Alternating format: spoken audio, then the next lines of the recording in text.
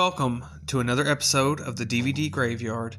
Tonight we're going to be taking a look at Jack Frost from 1997, directed by Michael Cooney, not to be confused with the movie from 1998 starring Michael Keaton, also titled Jack Frost, which shares a very similar premise, to be honest with you, to this movie. So, I don't know if there was ever any lawsuit or anything like that, but very similar premise. Just, that movie was not a horror movie. I mean, it was kind of a horror movie in a way. I mean, the Michael Keaton snowman I always thought was really creepy. It always creeped me the fuck out when I was a kid. A lot more than the Jack Frost snowman for in this movie did, when I was younger. This is a movie I've been wanting to talk about for a very long time. Now, this is one of those, I'll just give a little personal history. When we were younger, me and my sister, I remember my dad took us to rent some movies, and this was when Blockbuster was still open, or Family Video, one of the two. Whenever, DVD rental was still a big thing. Hell, we might have even had this on VHS. I can't remember. It was a long, long time ago. But we saw this movie, with that signature kind of VHS cover with the killer snowman with the sharp teeth on the cover. And me and my sister were always getting, weird shit like that whenever we would go and rent movies. And this one, we were spending a weekend with my dad, and this one just kind of stuck out to both of us. And I don't remember, I guess we just agreed to rent this one. And, we didn't agree on everything, but once we sat down and put this movie in, this was definitely something that we agreed on because we both just got an absolute kick out of this movie. And we still do. It's one that me and my sister still talk about all the time. I'll text her sometimes. I'll be like, guess what I just watched last night? I'll be like, you remember Jack Frost? And she'll be like, yeah, I just watched it the other day too. So it's kind of funny. We're kind of in sync on that. But I have such just fond memories of watching this movie as a kid. It was so fun and so silly and just ridiculous. The concept of a killer snowman was just something that I just thought was just great. And and it's one of those that every time I watch it, it's a cozy movie for me. It just kind of gives me this warm feeling on the inside. And it's a great Christmas movie. That's another thing. We're approaching Christmas time. And this is one that I'll throw on throughout the year, but especially around Christmas. I really get in the mood to watch this movie. And I've already watched it once for the Christmas season, but it probably won't be my last time to watch it because, like I said, I really like this movie. And even right before I sat down to do this review, I was kind of like, I kind of want to watch Jack Frost again tonight. So I don't know. We'll see. But I'm really excited to talk about it. I'm not going to, go too deeply in on it. I'm just going to kind of touch on it, kind of like I have been doing. I'm not going to do a huge deep dive or anything. But I am going to read the plot synopsis here. So, he's got ice in his veins, and he's giving cold-blooded a whole new meaning. His name is Jack Frost. After 5 years of terror and 38 bodies in 5 states, serial killer Jack is on his way to execution.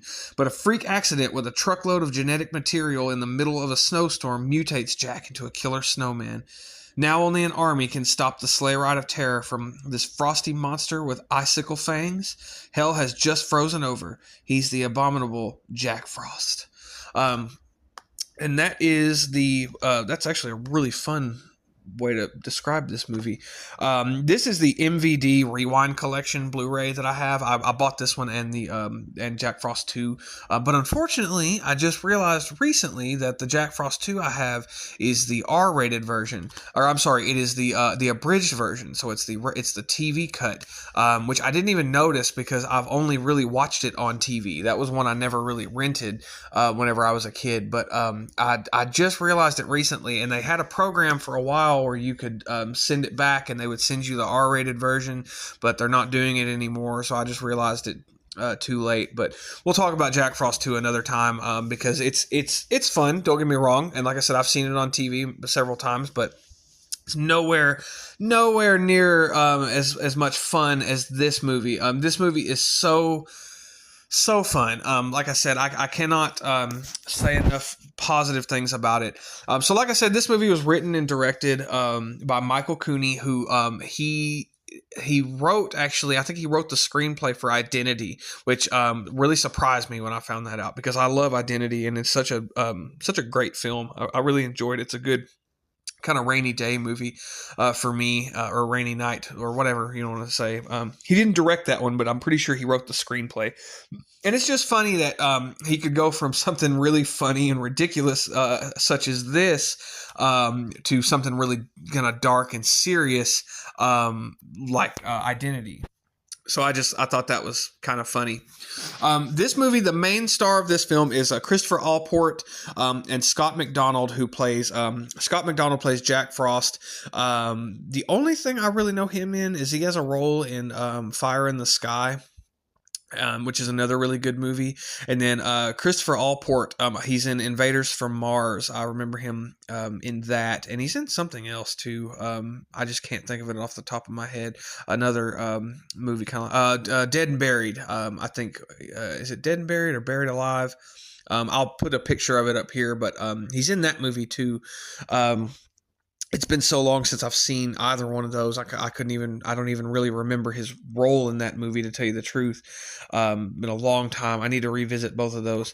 But Christopher Allport, actually, he passed away in a avalanche. As a matter of fact, I think it was him and three other guys actually were killed in an avalanche. It's very sad. And this movie has a really great cast. I mean, it's not, the actors are not just, great actors by any means, but Chris Allport and Scott McDonald are doing a great job, especially Scott McDonald just hamming it up as Jack Frost. And he plays a very kind of intimidating killer in this.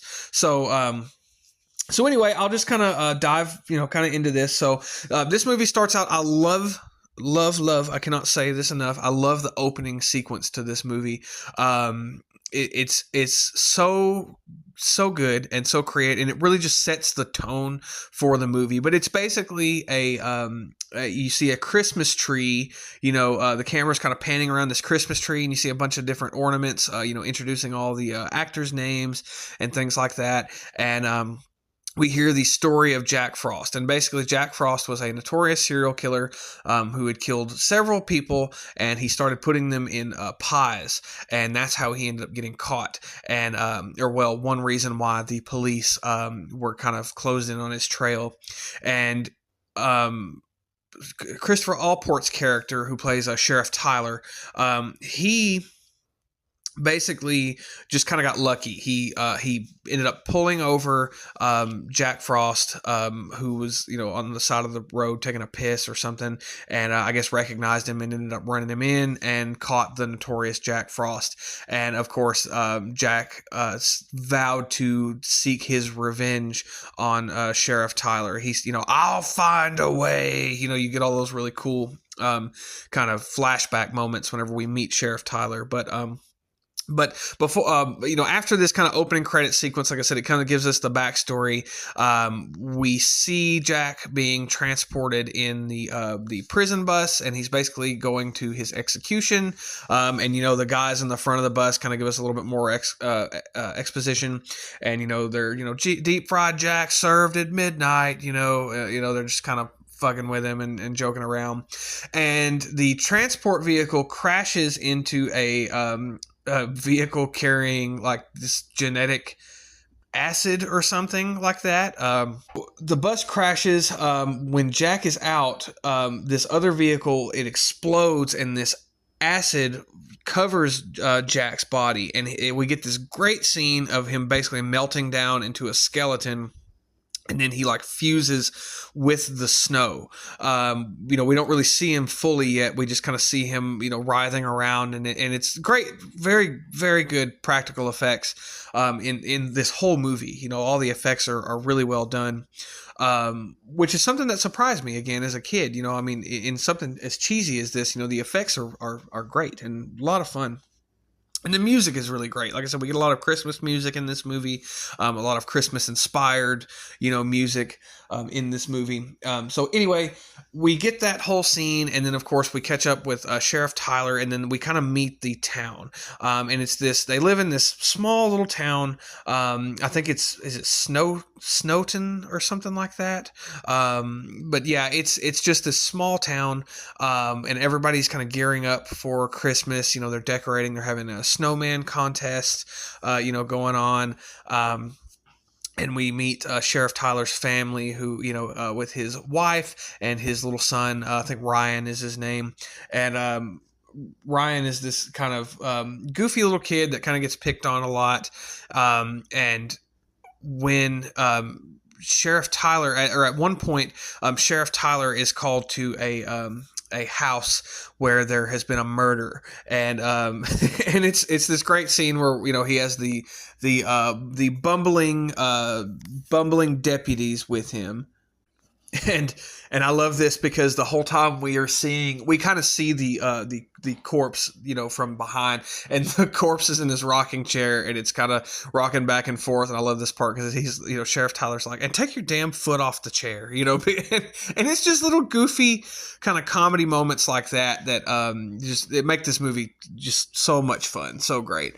But anyway, so we find out that the corpse was killed with inhuman force. The head was forced completely backwards, and there were no lacerations or anything like that, kind of how the doctor explains it. So a human could not have done this, basically, is how he explains it.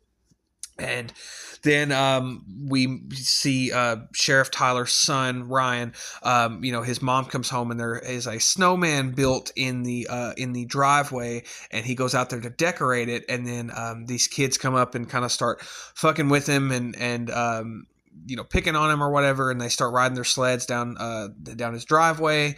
And that's when I guess we see Jack for the first time, but we don't really see much. It's kind of off screen, and he pushes the kid that's bullying Ryan out in front of the sled, and his head is chopped off completely, which is great. And the kid is, I didn't push him. The snowman did it. And everybody, who comes to the house, and even his dad is, and his dad's actually really sweet about it, because he's like, I know Ryan, and he doesn't dismiss him, and he doesn't treat him like shit. He's a very, Christopher Allport plays a really good dad in this film.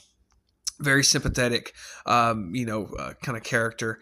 And so anyway, so stuff is starting to kind of go a little weird around here. And Sheriff Tyler ends up calling the FBI, and we get these FBI agents who come down, which are kind of these bumbling, goofy kind of, the one guy is like overly serious, and that's just what makes his character great. I think Manners is his name.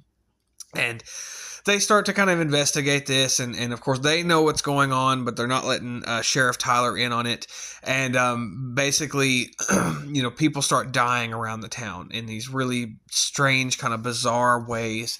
And they come to the point where they have to basically barricade the entire town into this one. I think it's in the church or something like that. And they're kind of holed up, and that's when they finally realize that Jack is back. Jack is back. And he is vowed to take his revenge on Sheriff Tyler. And we get all these great kills from this excellent looking snowman. I guess animatronic. I guess he's an animatronic. I probably should have watched something like that, but about this, but. All these great sequences with the Jack Frost snowman. It looks really good. It's not it's not perfect by any means, but it looks damn good. And even on the cover of this, looking at the cover of this Blu-ray right now, it's such a kind of iconic looking. I know it's just a fucking snowman, but at the same time, it just when I see a snowman now, this is the first thing I think about is Jack Frost.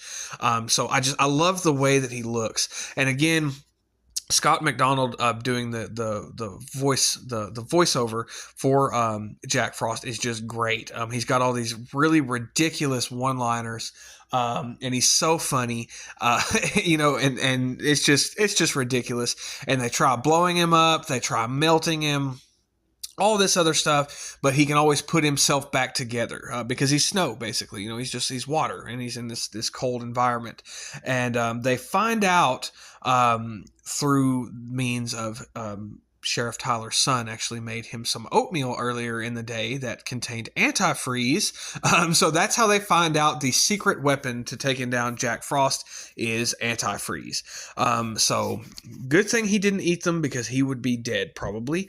Antifreeze causes a very slow and painful death from what I've understood. But anyway, that's beside the point. The kid was just being sweet. He didn't want his dad to be cold, which, funny enough, if you pay attention at the very beginning of the movie, when you see Ryan, the kid, making the oatmeal on the stove, you can actually see the bottle of antifreeze on the counter, which I think is really funny.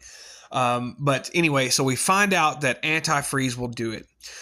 So they gather up all this antifreeze from the guy who runs the local hardware store. And, of course, Sheriff Tyler and him kind of have this little standoff moment. And they meet in the top of this. I think they're in the police station at this part. No, I can't remember. I think they blow up the police station. They meet in the top of this building upstairs. And of course, Jack has this really cool power, I guess you could say, where he can melt to water and go under the doors or through the doors and then refreeze into the snowman, which is actually really neat. I actually really like that little kind of power they added in there. I thought that was really cool.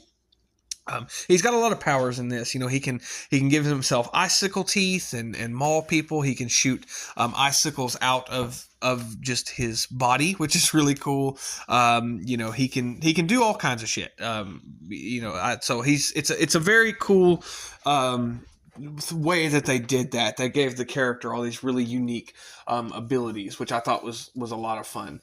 But basically, Sheriff Tyler and Jack Frost have a standoff in the top of this building, and Jack stabs him, and they fall out the window into this truck bed full of antifreeze, which then melts Jack down to nothing, and he is all gone. And Sheriff Tyler has saved the day. He has defeated Jack once more. And the very end of the movie, the one of the very last shots is them burying they pour all the antifreeze out back into the antifreeze jugs. And so then what they do is they take all these jugs and they bury them down into a hole, so that he cannot reassemble or cannot be dug up or whatever have you. They probably should have concreted it or something. So they bury all this antifreeze, and the very last shot of the movie is actually really funny. It makes me laugh every time because it's just so cliche and ridiculous. But we see this one jug of antifreeze under the ground in this pile of antifreeze, and it starts to bubble, implying that Jack will return. And then it cuts, and we get kind of this metal version of Christmas music. I don't even remember what song it's playing off the top of my head. But yeah, that is Jack Frost from 1997. Like I said, not to be confused with Jack Frost from 1998, starring Michael Keaton. I actually prefer this movie. This movie, like I said, is so fun. It is absolutely 110% one of my cozy movies. I enjoy watching it anytime I get the chance. I know a lot of people really enjoy this movie. Whenever I had first watched it many, many years ago, everybody that I knew pretty much, I was really the only little kid that I knew whose parents let him watch horror movies. I'm not the only one in the world, but out of my friend group, I was always going to school talking about all these crazy fucking horror movies that I'd seen, and so nobody I really knew, I didn't really have anybody to talk about it with. And now that I've grown up and I've talked to more people and met more people, I've found that this movie was a big part of a lot of people's lives as a kid, and that brings me a great delight because I love this movie, and I love sharing this movie with people, especially people who've never seen it before. I'm like, this movie is fucking ridiculous. You're going to get a kick out of it. It is one of the perfect movies to watch around Christmas time. It's so goofy. I look forward to it every year. Like I said, I don't just watch it around Christmas time, but it is, you can guarantee that it is going to be in my Blu-ray player at some point around the Christmas season, because it is always one of the first ones to go in there. It is absolutely a staple. It is so much fun, such a goofy, ridiculous movie. I cannot recommend this movie enough. I love it. It's got great special effects, great, they're all practical, great practical effects in this movie. A great cast, just everything about this movie. Great music, great atmosphere. Just highly recommend it. If you've not seen this movie, you have got to go out and check it out now. What are you doing with your life? You've got to go see this movie, today. So yeah, that is Jack Frost. Like I said, there is a sequel to this movie, Jack Frost 2: Revenge of the Killer Mutant Snowman. Like I said, I have that, and I have watched it recently. I actually watched it back to back with the first Jack Frost, but it wasn't until I kind of started reading about it a little bit more and started really noticing that it, a lot of stuff was edited weird, that I had the abridged version. I was really upset, and that explains why I got it so cheap when I did. And don't get me wrong, I'm not upset. I am happy to have it still, because it's the version I grew up watching on TV all the time. But I definitely want to spring for the R-rated cut at some point. To see what I haven't seen all these years, because like I said, I've only seen it on TV. I've never watched it on DVD or VHS, before.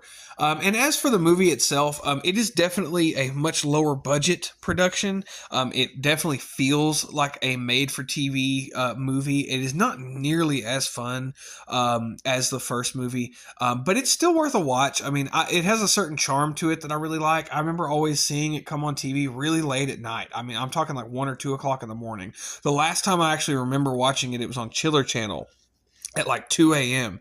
And I remember watching it and just being like, this movie's so ridiculous. Like, I didn't even, and it's never been one that's really been on my radar until I bought this MVD Rewind Collection Blu-ray of the first one. And I was like, well, I've got to get the second one. You know what I mean? Like, I had to pick that one up too.